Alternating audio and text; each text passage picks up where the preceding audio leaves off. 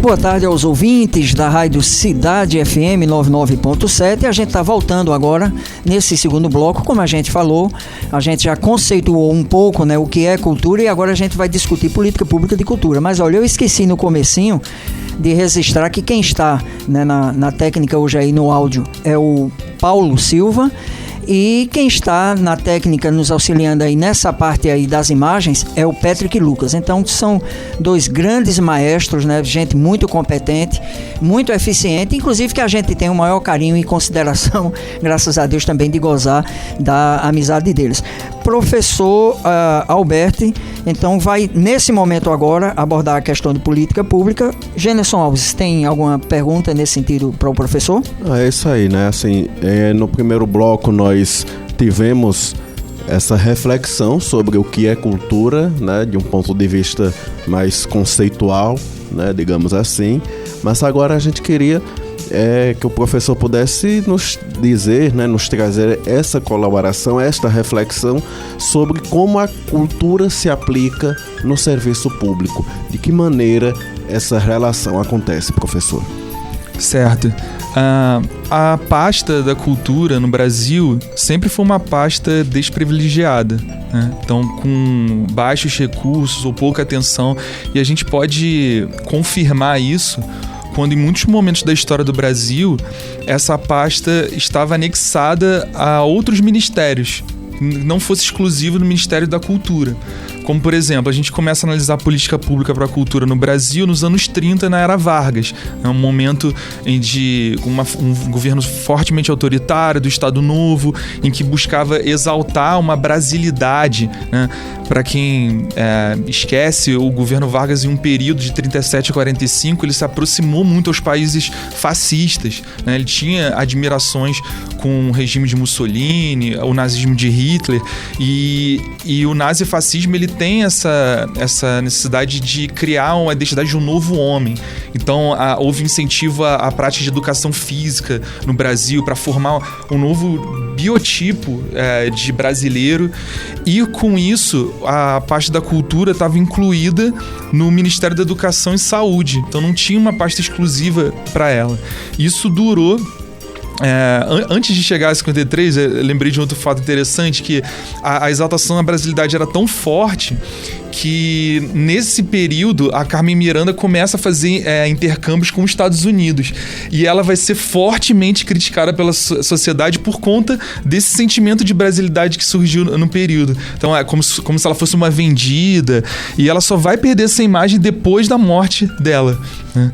Então como esse pensamento foi impregnado mesmo na sociedade, com um movimento de culto ao líder, ao Vargas, com colocação de fotos nas repartições públicas, estátuas perante as principais avenidas. E essa parte da cultura vai ficar até 53, né, com o Ministério da Educação e Saúde. E depois vai surgir o MEC, o Ministério da Educação e Cultura, mas não terão muitos esforços voltados da esfera pública a essa iniciativa. A iniciativa privada vai ser o principal responsável pela inclusão de políticas públicas para esse setor. No período do regime militar, há um esforço para conseguir uma ideia de um Fundo Nacional de Cultura, mas isso não sai do papel. E somente após a redemocratização que vai surgir o MINC, o Ministério da Cultura, que mesmo assim, no período redemocrático, houve vários momentos que ele foi extinto, né? No governo Collor, aí no período do governo Temer, e até hoje nós não temos, né, uma pasta de Ministério da Cultura, está meio atrelado ao Ministério do Turismo. Então, que antes inclusive de ir pro turismo, foi para cidades, né? Ficou no Ministério da Cidade, e fora os 5, salvo engano, 5 responsáveis, digamos, secretários que foram sucedidos, né? Só nesse período aí de 2 anos praticamente. Isso, lamentável, né? E um ponto importante que eu quero frisar é a importância desse tripé, né? Do governo, ciência e as políticas públicas. Porque não basta só também um incentivo governamental puro e simples, né? É preciso apoiar também os cientistas e os cientistas sociais também. Então, quando em vários momentos da nossa história há cortes de bolsas de estudo em pós-graduação, isso fere também os profissionais da cultura, porque muitas obras de arte, manifestações artísticas surgem através, por exemplo, de artigos que são escritos por intelectuais. E esses artigos são escritos muitas vezes com incentivo de bolsas de estudo. Então, se você retira essas bolsas de estudo, a memória do Brasil é prejudicada, a história no geral é prejudicada, e também os profissionais da cultura.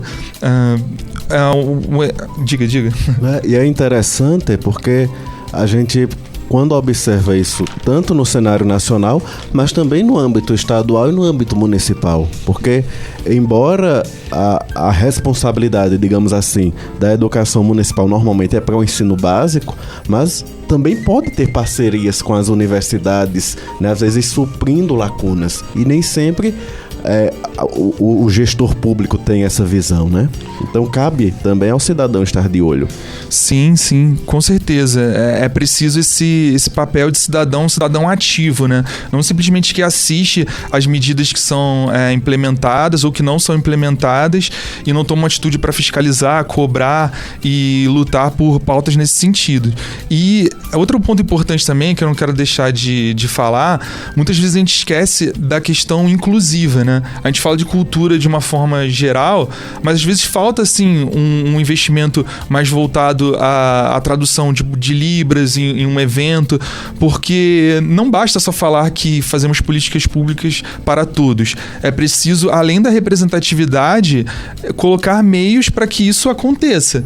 Se você fala que se importa com uma pessoa surda e você não coloca um tradutor de Libras, isso parece uma mera retórica, né? Então eu sinto essa falta assim de um cuidado nesse sentido. E tem que levar em consideração que essa população surda ela não é pequena. Existe aí muito, principalmente aqui em Caruaru também, né? Eu tive a oportunidade de lecionar na faculdade, e lá tinha alguns deficientes auditivos, né? E tinha tradutores lá, intérpretes, na verdade, né? Intérpretes. Então, assim, eu tinha muito cuidado, porque aquilo que a gente estava, principalmente porque era tecnologia, aquilo que a gente estava falando, se estava chegando realmente para ele, dentro do universo, né? Porque, assim, eles são brasileiros, mas eles não falam português. Não é verdade? A língua deles é outra. E eles precisam ser alcançados, porque são cidadãos, né? Trazendo essa realidade histórica que você já deu um pano de fundo aí, agora um pouquinho para mais perto, né? No caso, nessas últimas décadas. Vamos avançar para ver se a gente se aproxima mais da... Sim, aí tem a questão do, como eu falei, né, já no governo Temer, já uma grande mobilização para extinguir o Ministério da Cultura, e aí posso falar como testemunha assim, viva, assim, como eu vim do Rio de Janeiro, né, morando aqui há alguns anos, e pude ver a mobilização dos movimentos sociais em ocupar o prédio do MEC lá no Rio, e tentar resistir a essas investidas, mas que em boa parte não sofreu sucesso, né? E ultimamente foi o que citei anteriormente, né, atualmente não existia uma pasta para isso, e ser cada vez mais atrelado a um outro tipo de ministério, demonstrando toda essa falta de preocupação, não só de investimento, mas criando também uma sensação na sociedade de que um artista é como se fosse, entre aspas, um vagabundo. Assim, isso que tem muito essa visão de... Rafael, diga. Existe você pode chamar de estigma, né? Mas além disso, você trabalha com o quê? Não, eu canto. Ah, você canta? Sim, agora trabalha com o quê? Não, eu sou cantor. Então, assim, a arte, ela realmente ela tem um estigma. Ela existe um preconceito de uma forma geral, né, com a arte. Eu não digo cultura porque cultura tem uma abrangência bem maior, né? Sim. Mas dentro do contexto artístico existe muito essa questão do preconceito. E acho que um alento se a gente pode ver um lado bom, talvez, dessa pandemia, é que como as pessoas ficaram enclausuradas, né, nas suas casas, elas viram a importância dos artistas, né, para suas vidas. Então, vendo filmes em plataformas de streaming, lives com artistas diversos, e acho que tomara que seja um momento para valorizar como uma arte é imprescindível para que a gente supere a vida, né? Já que tem até uma frase assim, né? De que se a gente não pode superar a morte, que a arte nos sobrevive da vida. Então, acho que dá para ter esse momento de valorização.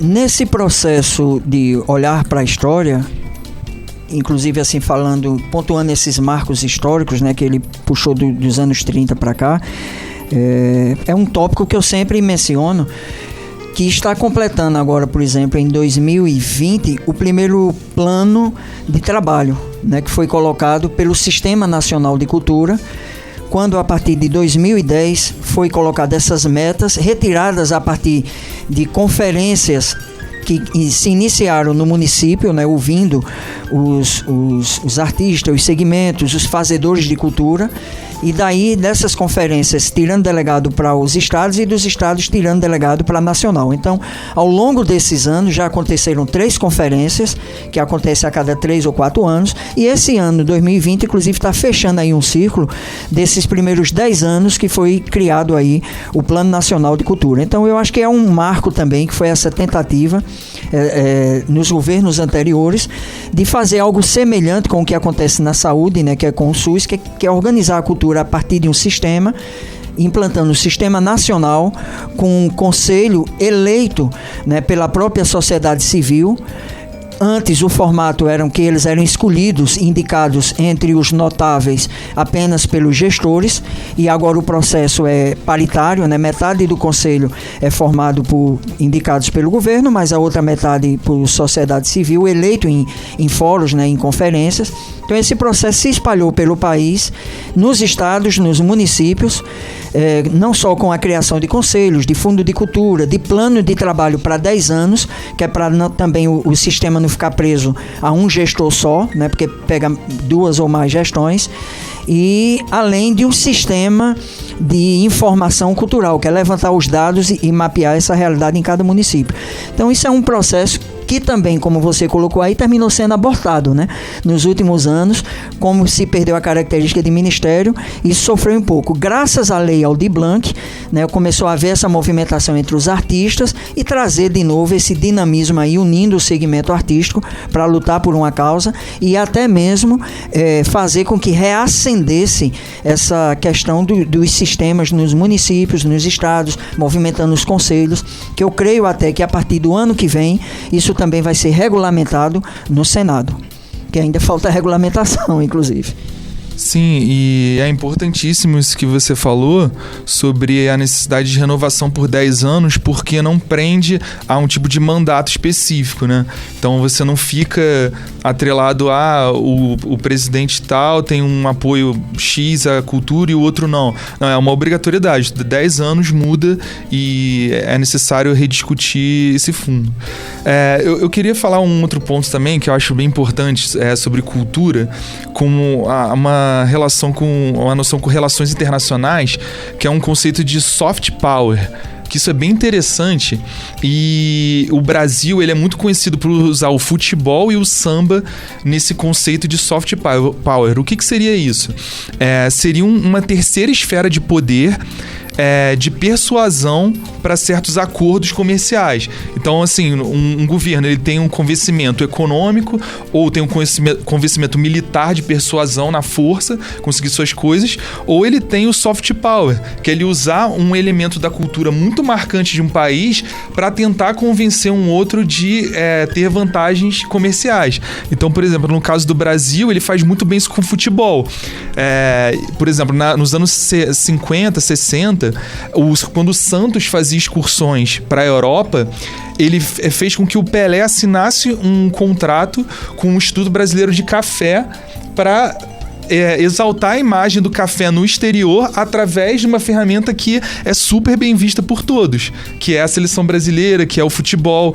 Então a cultura também tem, é impressionante isso, né? Tem um aspecto de fechar acordos entre grandes governos. O samba também muitas vezes, então quando, por exemplo, Pelé ia para outro país, havia uma comoção, e aí o presidente queria estar perto, o ministro das Relações Exteriores, e atualmente o exemplo mais explícito de soft power aconteceu em 2004, quando o Brasil, através do Jogo da Paz, ele conseguiu ter um cartão de visitas, uma porta de entrada para as Forças Armadas no Haiti.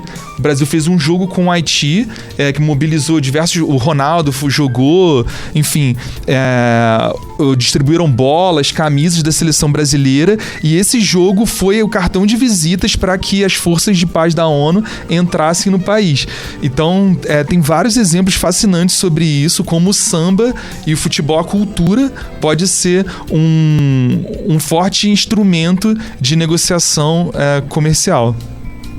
Paulo, vamos para mais um intervalo e daqui a pouco a gente volta. Fica junto com a gente vai encerrar daqui a pouco com a surpresa, inclusive a declaração de voto. A gente aqui no intervalo já estava conversando, tentando convencer o Lindenberg, e aí ele aceitou, e você vai ouvir daqui a pouquinho então a declaração de voto do pessoal do Cultura e Cidadania.